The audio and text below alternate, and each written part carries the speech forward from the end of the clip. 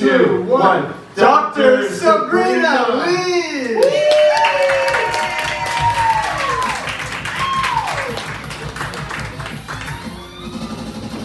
Hello, everybody! It is my professional doctoral opinion that there are way too many microphones on this stage. Yeah, there's 3. I'm one person. I could use all of them. Is this one on? No? It was a bit I was trying to do. But no, yeah, I got my doctorate today. Pretty excited, I know. They made me put this thing on and it took like 4 hours. It was great. So basically what that means is I spent 8 years studying, reading books, just so I can now talk about it for the rest of my life. It's so exciting. So I'm going to talk about this forever. My kids will call me doctor. They will grow up and they will say, Dr. Mom. That is what they will call me. And that is going to be my life. But yeah, so despite my last name, my name is Sabrina Lee. Despite my name and my white face, I am Hispanic. And for proof, there's my mom. She's here tonight. So yeah, everybody applaud my mom. It's her birthday. So I am Hispanic. I live in Manhattan, New York. That's where I'm currently residing. I came here for the comedy show, and I was like, I guess I'll grab it at the same time. You know? So I came here for this, though. This is like the thing, you know.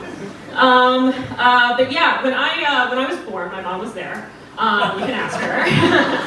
But when I was born, I was actually born laughing, which is terrifying. That's objectively terrifying, right? I'm a demon, probably.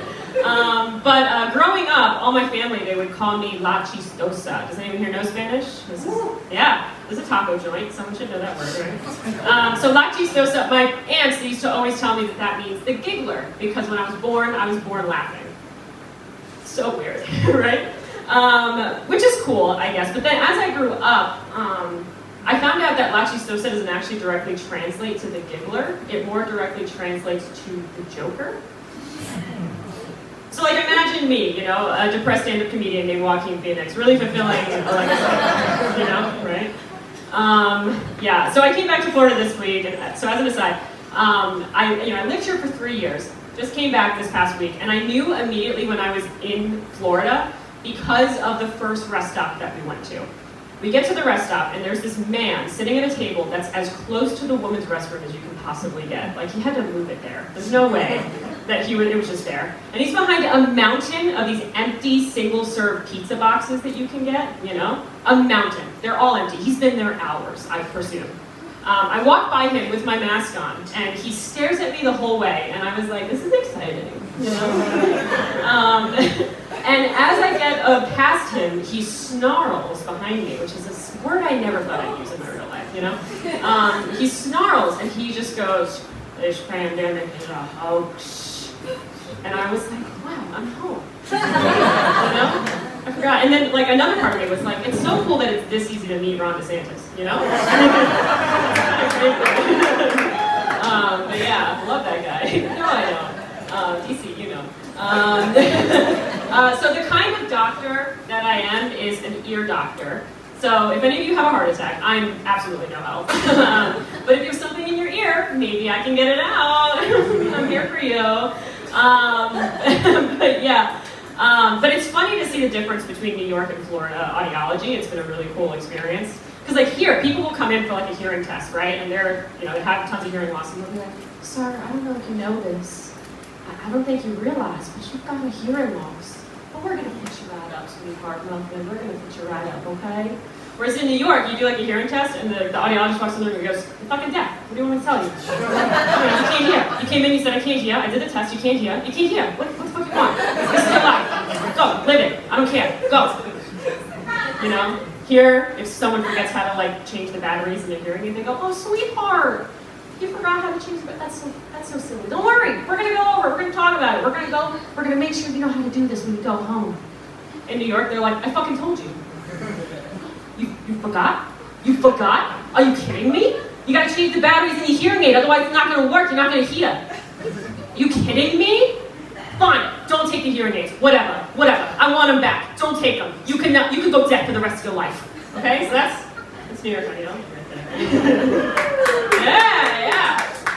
And the patients are different too. Like here, like a patient will come in, they'll be like, like a month ago I noticed I couldn't really hear that well, or I got really dizzy, I'm getting a call. It's funny. Someone named Phyllis. I don't even know who that could be. Anyway, so they'll come in, they'll be like, I can't hear, I'm not doing well. Whereas in New York, you'll get a patient that comes in for a hearing test, and I'll be like, hey, so what brings you in today? And he'll go, hearing test. Hearing test. And I'll be like, okay. When did the problem start? And he'll be like, what? Am I having an affair with you? Do the hearing test. And I'll be like, all right, fine. I'll do the hearing test. I'll be like, sir, you've got a hearing loss? And he'll be like, yeah, fucking no. Thank you. And I'll leave, and I'll be like, you came here. Like, you ordered this. So, I fully don't know. But yeah, I love New York. I love Long Island. I'm originally from Long Island. Do I have time? How am I doing? Yeah, okay, great. So I love New York. I'm from there. What's fun about it is living in New York, I found out that I'm psychic. Yeah, I knew you guys would react like that. The reason I found out is I was at a casino with my mom, and for some backstory, my mom is half paralyzed. She's doing great though, she's sitting right there. So don't feel bad. But we walk into this casino, and she walks in with her braid, she has a cane that she walks with, and this woman who was smoking a cigarette turns to her and she goes, excuse me, miss, I'm psychic, and I can tell that you've been through a lot of pain. And my mom, she was like,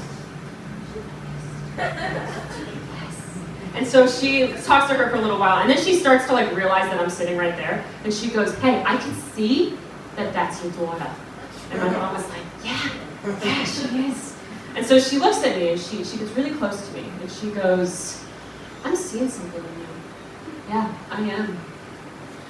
You've got the visions. You're psychic.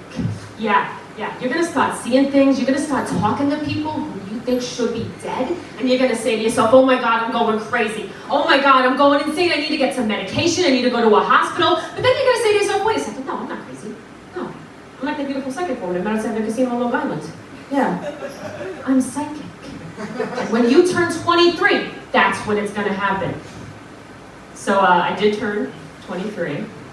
That was in March of 2019.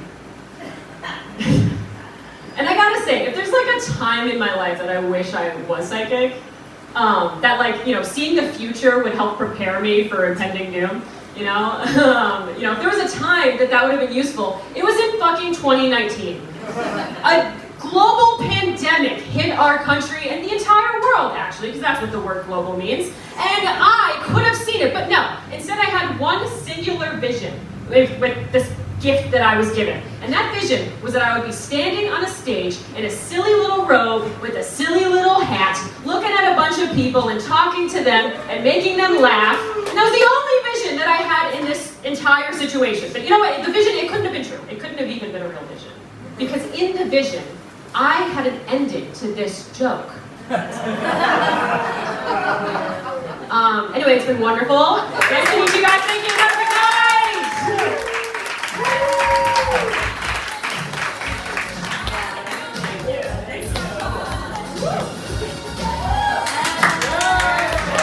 Let's give it up for Dr. Sabrina Lee.